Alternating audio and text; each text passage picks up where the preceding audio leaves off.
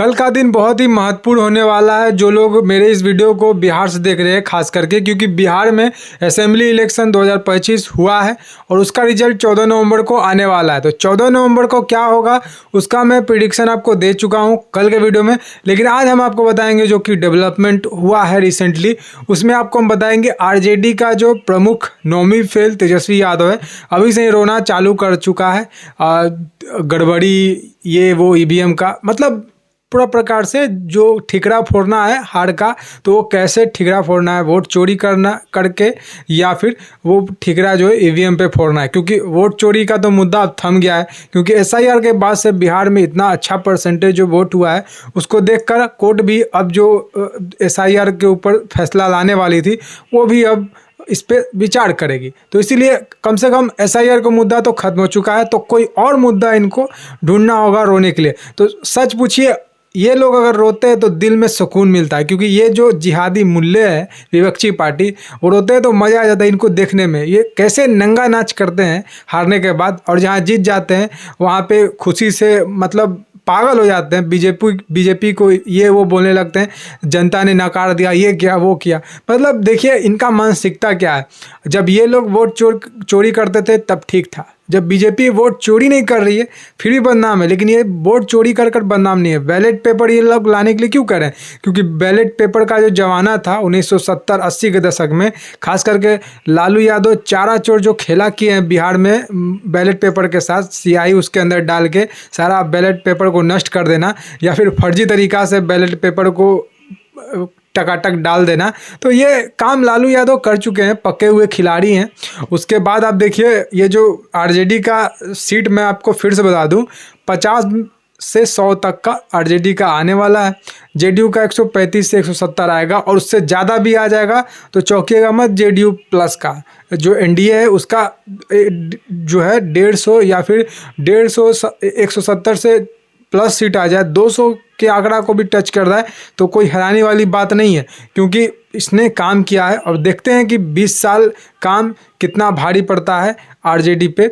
RJD के जो कथाकथित जो नौकरी का ये स्कीम निकाले हैं उस पर भारी पड़ता है 20 साल का जो कामकाज है नीतीश कुमार पे, या फिर नीतीश कुमार का 20 साल का कामकाज भारी पड़ता है आरजेडी पे। ये देखना जरूरी इंपॉर्टेंट होगा। बिहार के लोग जो है वो अपना भविष्य किनको चुनते हैं ये तो पता है कि बिहार के जो लोग हैं, महिलाएं हैं खास करके, वो जेडीयू को चुनेगी, और आरजेडी जो कि एमओआई फैक्टर साझा करती है उसको ध्वस्त करेगी महिलाएं। ये देखना होगा। लेकिन देखिए अभी मैंने कल वीडियो बनाया था उस पर आरजेडी के गुंडे जो है वो टीका टिप्पणी कर रहे थे। अभी पता ही है आरजेडी के जो गुंडे हैं ये मतलब कुछ काम इनको है नहीं, तो ऐसे ही किसी के वीडियो में आकर बोलने लगते हैं। लेकिन ये आप देखिए कि इलेक्शन के दौरान कैसे आरजेडी के गुंडों का जिक्र हुआ था, रील वायरल हुआ था। ये वोट दे रहे थे किसी और पार्टी को, बीजेपी को, तो कैसे आरजेडी के गुंडे इनको मार पीट रहे थे और कैसे ये लोग जो है वोट देने नहीं दे रहे थे। ये हमने देखा, रील्स पे देखा, बड़े बड़े आपको मीडिया चैनल पे नहीं देखने को मिलेगा, आज तक या एबीपी न्यूज़ या फिर इंडिया टीवी, इस सब पे आपको देखने को नहीं मिलेगा। बिहार का जो लोकल न्यूज़ था वहाँ पे आप देखेंगे तो आपको पता होगा। आप अगर बिहार से हैं तो आपको पता है कैसे लालू का जो है प्रक्रिया चलता है। तो एक लालू जो है वो चारा चोर है। चारा चोर का सरकार तो कभी आना ही नहीं चाहिए। लेकिन आप देखिए कि तेजस्वी यादव का जो है मुश्किल बढ़ने वाला है। अब देखिए 4 दिसंबर को फैसला आने वाला है। लैंड फॉर जॉब जो ये स्कीम निकाले थे, जिसमें ये पूरा लग रहा था कि इनके बाप का वो ज़मीन था जिनसे वो ठग कर लिए थे ज़मीन, तो उस पर फैसला आने वाला है। अब देखिए सुप्रीम कोर्ट क्या करता है। लेकिन एक सुप्रीम कोर्ट का या फिर हाई कोर्ट का, ये हमारे जुडिशरी सिस्टम का ये एक लूप होल है कि जो है ये लोग पार्टी का अध्यक्ष भी बन जाते हैं, पार्टी का प्रचार भी करने लगते हैं। किडनी फेल का बहाना देकर ये जेल से बाहर निकल जाते हैं, उसके बाद मौज करते हैं, वैनिटी वैन में घूमकर प्रचार करते हैं। तो वैनिटी वैन में घूमकर प्रचार प्रसार कर रहे हैं तो जेल में रहने में क्या ही दिक्कत है? तो इनको जेल में बंद करना चाहिए जल्द से जल्द, क्योंकि ये चारा चोर है, आरोपी आदमी है। ये जेल से बाहर कैसे घूम रहा है? और फिर उसके बाद लैंड फॉर जॉब में इसका जो आने वाला है तो उसमें ये जेल तो जरूर जाएंगे, लेकिन कितना ये जेल में रहते हैं ये भी देखना महत्वपूर्ण बात है। और जो है अभी ये जो रेल वाला था आरटी कुछ करके एक था, मुझे भी उसका ध्यान नहीं आ रहा है। तो इसमें ये 420 का ये धारा लग ही चुका है। तो ये सब चोर जो है आरजेडी में सारे परिवार ही चोर है।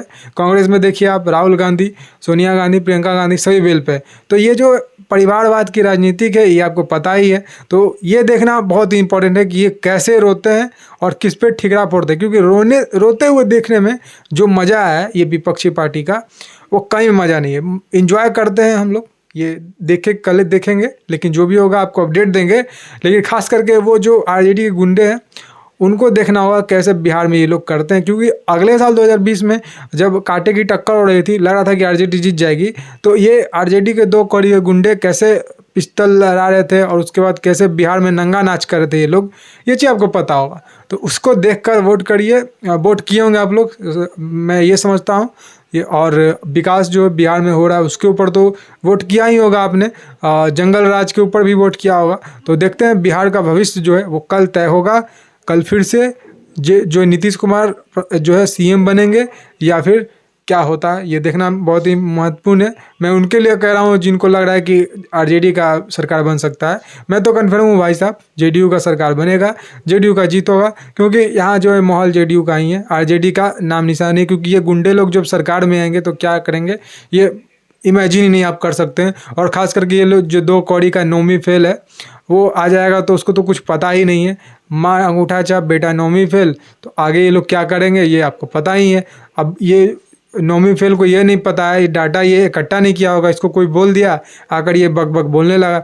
2 करोड़ परिवार, 2-2.5 करोड़ परिवार को कहाँ से तुम सरकारी नौकरी दोगे, ये पहले तो सोचो। और वो जो लोग जो जुमले पर इसको वोट भी देंगे, उनका मानसिकता आप समझिएगा कि वो भी नौवीं फेल ही है। पढ़े लिखे लोग जो है इस पर विश्वास नहीं करने वाले हैं। आरजेडी के सुप्रीमो अभी कथाकथित नौवीं फेल, ये इस पर विश्वास नहीं करेंगे। जो लोग समझदार हैं, जो लोग अनपढ़ गंवार हैं, जो लोग डिग्री खाली लेकर कह रहे हैं कि हम पढ़े लिखे हैं, वो आरजेडी को वोट देंगे। क्योंकि डाटा निकालिए भाई साहब, 2 करोड़ परिवार को कैसे ये सरकारी नौकरी देगा, जबकि बिहार का जो बजट है 3 लाख करोड़ है। तो जो पूरा नौकरी का खर्चा आता है 2-2.5 करोड़ परिवार को अगर ये नौकरी देता है तो पूरा खर्चा आता है 6 लाख 7 लाख करोड़ का। तो इतना बिहार का बजट ही नहीं है, तो कहाँ से ये नौकरी देगा, ये महत्वपूर्ण बात है। झूठ भी बोलो भाई तो इतना मत बोलो। जो है एनडीए ने तो अनाउंसमेंट किया ही ना, 1 करोड़ वो भी नौकरी दे रही है, लेकिन रोजगार का वो बात कर रही है, पूरी तरह से सरकारी नौकरी का बात नहीं कर रही। रोजगार में आता है प्राइवेट सेक्टर, सरकारी नौकरी, बहुत प्रकार की नौकरी आते हैं, लेकिन सरकारी नौकरी तुम बोल रहे हो 2.5 करोड़। तो ये तो इतिहास में जब से भारत आज़ाद हुआ है तब से किसी को इतना लेवल का बड़ा लेवल का नौकरी नहीं मिला, और वो भी एक राज्य में ये देने का बात कर रहा है। पूरे देश में इतना नहीं हुआ है और ये एक राज्य में देने का नौवीं फेल बात कर रहा है। आप देखिए किसी भी विदेशी देश में या फिर यूरोपियन कंट्री में या फिर हमारे साउथ एशिया के ही देश में, आप देखिए कहीं भी देश में इतना बड़ा नौकरी किसी को नहीं मिला है। सभी देश में बेरोजगार लोग हैं, कहीं कम तो कहीं ज़्यादा, लेकिन बेरोजगार तो है, क्योंकि जितना जनसंख्या उस सभी को नौकरी देना संभव ही नहीं है। या फिर अपना रोजगार करिए या फिर सरकारी नौकरी को भूलिए, प्राइवेट नौकरी पे आप आइए, ये चीज़ हो सकता है, अदरवाइज और कुछ नहीं हो सकता है। आप बताइएगा आप कितना सहमत है मेरी इस बातों से। और कल मिलेंगे हम इसी चैनल पे और आरजेडी को रोस्ट कर रहे होंगे। फिलहाल आज की इस वीडियो में इतना ही। जय हिंद, वंदे मातरम, जय श्री राम।